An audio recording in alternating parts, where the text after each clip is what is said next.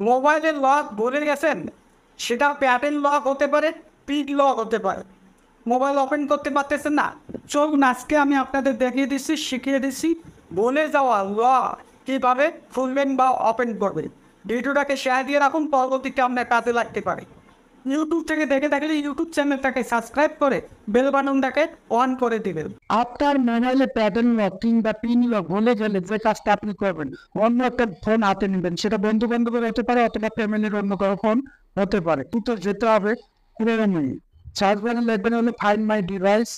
Find my device লিখে search করবেন, তারপরে এখান থেকে যে নিচে দেখতে পাচ্ছেন সাইন ইন, সাইন ইন অপশনটায় যাবেন। প্যাটার্ন ভুলে গেছেন বা পিন ভুলে গেছেন, সেই ফোনের ইমেলটা এখানে দিয়ে দেবেন। তারপরে এখান থেকে নেক্সট করে দেবেন। এখান থেকে আপনি আপনার ইমেলের পাসওয়ার্ডটা দিয়ে দেবেন। তারপরে এখান থেকে আপনি নেক্সট করে দিবেন। তারপরে এরকম একটা ইন্টারফেস আসবে, আপনার ফোনের মডেলটা এখানে দেখাবে।